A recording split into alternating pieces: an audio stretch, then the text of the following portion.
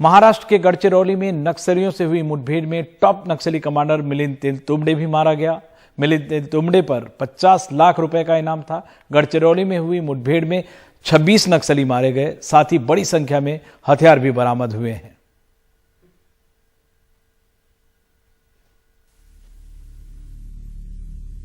शनिवार के दिन महाराष्ट्र के गढ़चिरौली जिले में पुलिस के साथ घंटों तक चली मुठभेड़ में 26 नक्सली मारे गए। C60 पुलिस कमांडो दल ने तलाशी अभियान शुरू किया और फिर नक्सलियों के साथ मुठभेड़ हुई। मरने वालों में 20 पुरुष और 6 महिलाएं हैं। कल जो गढ़चिरौली में नक्सलियों के साथ जो एक एनकाउंटर हुआ, उसमें कम से कम 26 नक्सलाइट्स मारे गए हुए हैं। उसमें 20 पुरुष हैं, 6 महिलाएं हैं। और ये गढ़चिरौली पुलिस ने कंफर्म किया है अभी तो इसमें मिलिंद तेलतुंबड़े भी है। ये फायरिंग खत्म होने के बाद जब हमारी पार्टीज ने उस एरिया को सर्च किया तो उस एरिया में हमको नक्सल का बड़े पैमाने पे सामान मिला। बहुत ज़्यादा मात्रा में सोफिस्टिकेटेड वेपन्स मिले, एम्यूनिशन मिले और उसके साथ साथ हमें 26 नक्सल के डेड बॉडी मिले, जिसमें 6 फीमेल और 20 मेल का समावेश है। मुठभेड़ में मिलिंद तेलतुंबड़े के मरने की भी पुष्टि हुई है। इसे एक बड़ी कामयाबी मानी जा रही है। मिलिंद तेलतुंबड़े सीपीआई माओवादी के महाराष्ट्र, मध्य प्रदेश और छत्तीसगढ़ जोन का प्रमुख था। मिलिंद तेलतुंबड़े के कई नाम थे। उसे दीपक, प्रवीण, अरुण और सुधीर के नाम से जाना जाता था। भीमा कोरेगांव मामले में भी मिलिंद तेलतुंबड़े को एनआईए ने आरोपी बनाया था और वो फरार था। उस पर 50 लाख का इनाम घोषित था।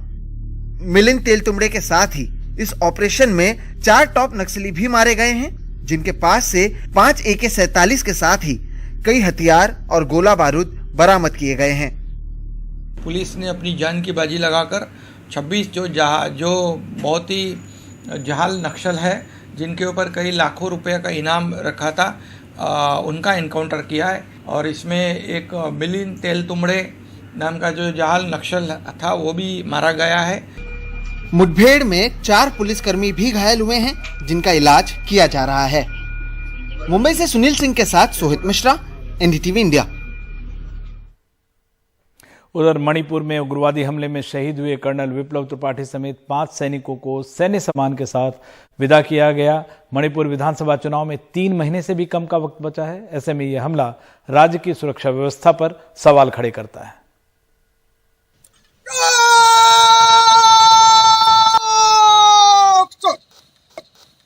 असम राइफल्स के कमांडिंग ऑफिसर विप्लव त्रिपाठी को सैन्य सम्मान के साथ विदाई।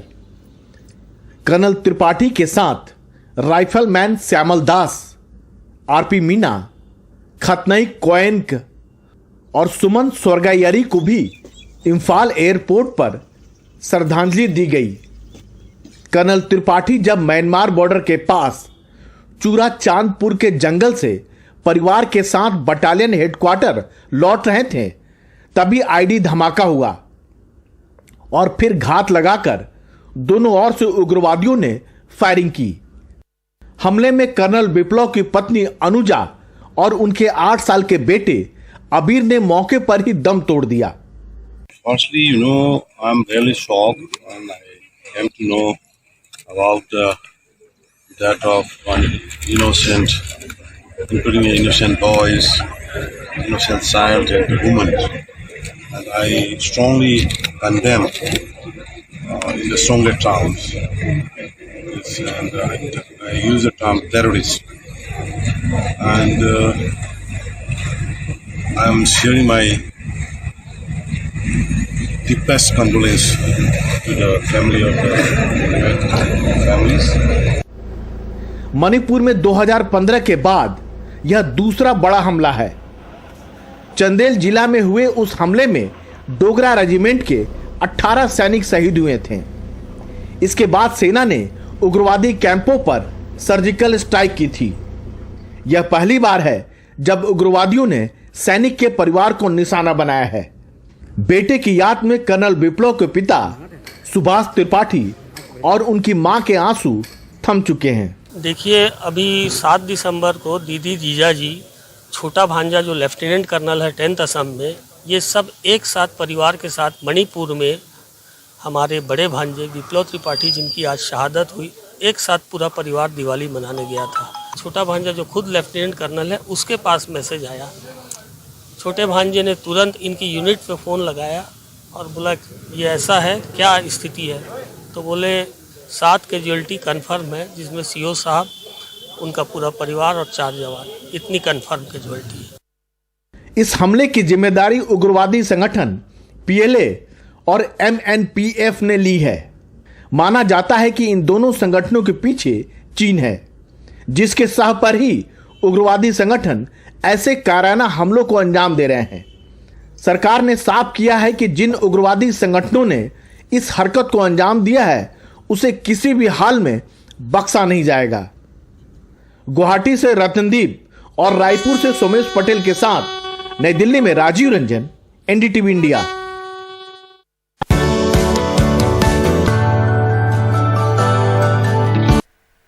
पढ़ोगे लिखोगे बनोगे नवाब, खेलोगे कूदोगे तो होगे खराब। ये कहावत कई सालों से चली आ रही है, लेकिन इसे खत्म करने की कोशिश करते हुए खिलाड़ी करते रहे हैं। लेकिन एक पढ़े लिखे हुनरमंद डीएम ने इसे एकदम उल्टा साबित कर दिया है। पहले एशियन चैंपियनशिप में गोल्ड जीता और फिर पैरालंपिक का रजत पदक जीतकर उन्होंने इतिहास रच दिया। नोएडा के डीएम सुहास एलवाई को कल परसों अर्जुन पुरस्कार से सम्मानित किया गया। भारतीय खेलों के इतिहास में इस बार ये पहला मौका रहा जब किसी आईएएस ऑफिसर ने ओलंपिक का पदक जीता, और ये पहला मौका है जब किसी आईएएस ऑफिसर को अर्जुन अवार्ड मिला है। और ये बहुत बड़ी बात है सुहास जी। मैं पहले भी कह रहा था इंडियन हिस्ट्री में पहली बार हुआ है, लेकिन ये कहने में अच्छा नहीं लगता है कि ये आने वाले दिनों में, मैं जितने स्पोर्ट्स पर्सन और पढ़ने वालों को जानता हूँ, मुझे लगता नहीं कि आने वाले दिनों में ये रिपीट होने वाला है। बहुत धन्यवाद विमल जी, और मैं तो आशा करता हूँ और मुझे तो उम्मीद है कि आने वाले दिनों में भी बहुत सारे लोग ऐसे होंगे जो पढ़ाई लिखाई में भी अच्छे करेंगे और स्पोर्ट्स में भी अच्छे करेंगे। हाँ, ये खुशी और गर्व महसूस होता है, और किसी खिलाड़ी के लिए सपना होता है कि ओलंपिक पैरालंपिक में मेडल जीतना और अर्जुन अवार्ड जीतना। मुझे भी ये सपना ही था कि 3 साल पहले जब जर्नी टू टोक्यो शुरू किया था और राष्ट्रपति भवन में जब मैंने पुरस्कार लिया, मैंने आदरणीय राष्ट्रपति जी को यही कहा कि ये मेरा सपना था, आज पूरा हुआ। और मुझे उम्मीद है कि युवा इससे प्रेरणा लेंगे और कोशिश ज़रूर करेंगे, क्योंकि हम सब जिनको सफलता मिली है कभी ना कभी हारे हैं, उसके बाद ही जीते हैं। हार जीत लगी रहती है, कोशिश हमारी जारी रहनी चाहिए। आपने एक बहुत बड़ा मिथक तोड़ा सुहास जी, जो हम लोग हमेशा सुनते हैं, खेलोगे कूदोगे होगे खराब। और घर में आपको कभी डांट नहीं पड़ी इस तरीके से, या पढ़ाई और इसके बीच में तालमेल बिठाना? जनरली होता क्या है, हर पेरेंट्स चाहते हैं कि उनके बच्चों को एक सिक्योर्ड लाइफ रहे। स्पोर्ट्स एक high risk high return venture है, क्योंकि यहाँ फेल्यूर की रेशियो काफ़ी रहता है, तो लोगों को ये लगता है कि ये क्यों रिस्क ले, इससे बेटर है कि कोई डिग्री करे, उसके बाद कोई जॉब करे। तो मुझे ये लगता है कि अगर आपको ज़िंदगी में आप किसी स्पोर्ट्स या किसी अन्य हॉबी के बारे में अगर पैशनेट हैं, आप म्यूज़िक हो सकते हैं, पेंटिंग हो सकते हैं, कोई भी स्पोर्ट्स हो सकती है, आप अगर उसको सीरियसली परस्यू करना चाहते हैं ज़रूर कर सकते हैं। तो but you need to be ready for failure. अगर मैंने पहले स्पोर्ट्स परस्यू किया था, ये सोच के नहीं किया था कि मुझे एक दिन जाके टोक्यो में पोडियम में खड़ा होऊंगा या अर्जुन अवार्ड मिलेगी। अगर हम फेलियर के लिए तैयार रहते हैं, देन सफलता की जो चांसेस है वो भी ज़्यादा हो जाती है। And then it is always good to study as well as, मैं जो ये मानता हूँ कि अच्छा पढ़ने से आपको ज़िंदगी की एक नज़रिया भी एक अच्छी रहती है और साथ में एक बैकअप रहता है। सो आई बिलीव ये जो समाज की मिथक है, जैसे आपने कहा खेलोगे कूदोगे हाँ होगे खराब, तो अभी खेलोगे कूदोगे होगे लाजवाब है, ऐसे नहीं है कि खराब ही होंगे।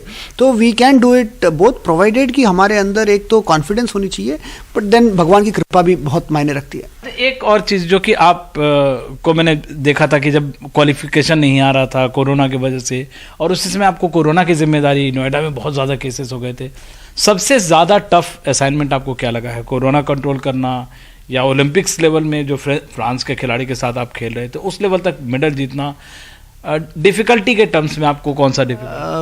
आपने बिल्कुल सही कहा। यहाँ पे कोरोना मैनेजमेंट बहुत एक चुनौतीपूर्ण था, क्योंकि गौतम बुद्ध नगर, नोएडा, ग्रेटर नोएडा में एक्सपेक्टेशंस भी बहुत ज़्यादा रहता है। और इससे पहले जब मैं डिस्ट्रिक्ट कलेक्टर प्रयागराज था, कुंभ मेला हुई थी, तो वहाँ भी क्राउड मैनेजमेंट, करोड़ों लोग आएंगे, तो वो भी एक बहुत चुनौतीपूर्ण अवसर था। और जैसे आपने कहा कि जब पैरालंपिक में जब मैदान में जाते हैं, इतना ज़्यादा प्रेशर रहता है कि उस वक्त भी एक चुनौती रहती है। मैं उदाहरण देता हूँ कि हमेशा ज़िंदगी में सफलता उनको नहीं मिलती है कि जो सबसे ज़्यादा मेहनत की हो या सबसे ज़्यादा पढ़ाई लिखाई की हो।